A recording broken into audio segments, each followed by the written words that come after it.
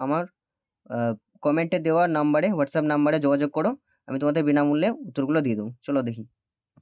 Unit 1, জনপ্রশাসনের সংজ্ঞা, প্রকৃতি, পরিধি ও বিবর্তন। জনপ্রশাসনের বিভিন্ন পর্বের মধ্য দিয়ে কিভাবে একটি স্বতন্ত্র শাস্ত্র হিসেবে বিকাশ লাভ করলো তা নিয়ে আলোচনা করো। পরের প্রশ্ন, জনপ্রশাসনের প্রকৃতি ও পরিধি সংক্ষেপে আলোচনা করো। পরের প্রশ্ন, সরকারি প্রশাসন ও বেসরকারি প্রশাসনের মধ্যে পার্থক্য আলোচনা করো। ইউনিট 2, প্রথম প্রশ্ন, জনপ্রশাসনের ধ্রুপদী বা সনাতন তত্ত্ব সম্পর্কে আলোচনা করো। পরের প্রশ্ন, F.W. টেলর এর বৈজ্ঞানিক ব্যবস্থাপনা তত্ত্ব এবং তার সমালোচনা লেখো। নেক্সট কোয়েশ্চেন, হেনরি ফেওয়ালের নির্দেশিত প্রশাসনের 14টি নীতি আলোচনা করো। পরের প্রশ্ন, পোস্টকর্প, POSDCORB কি? পোস্টকর্প কি? এর গুরুত্ব ও সীমাবদ্ধতা আলোচনা করো। পরের প্রশ্ন, ওয়েবেরিয়ান আমলাতন্ত্রের প্রকারভেদ ও এর সমালোচনা করো। অথবা আমলাতন্ত্রের সম্পর্কে ওয়েবেরিয়ার ধারণাটির সমালোচনামূলক বিশ্লেষণ করো। ইউনিট 3, নব্য ধ্রুপদী তত্ত্ব। প্রথম প্রশ্ন, এলটন মায়োর মানব সম্পর্ক তত্ত্বটি আলোচনা করো। নেক্সট কোয়েশ্চেন, সিদ্ধান্ত গ্রহণ তত্ত্ব, হার্বার্ট সাইমনের অবদান আলোচনা করো। পরের প্রশ্ন, হার্বার্ট সাইমনের সীমিত যুক্তিবাদিতা, বাউন্ডেড রেশনালিটি তত্ত্বটি ব্যাখ্যা করো। ইউনিট 4, সমকালীন তত্ত্ব প্রশাসনী, রিগস এবং ড্রাকারের, ফ্রেড রিগসের জনপ্রশাসনের পরিবেশবাদী ইকোলজিক্যাল দৃষ্টিভঙ্গি আলোচনা করো। অথবা জনপ্রশাসনের রিগেশীয় দৃষ্টিভঙ্গি সম্পর্কে লেখো।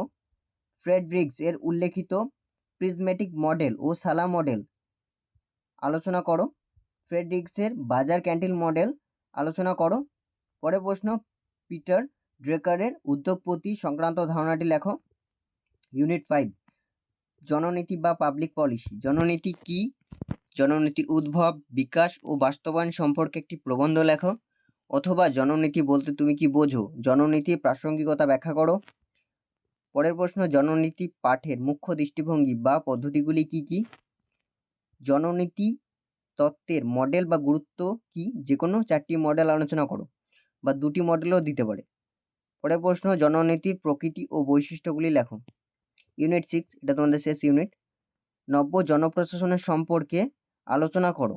নব্য জনপ্রশাসনের সম্পর্কে একটি সমালোচনামূলক প্রবন্ধ লেখো।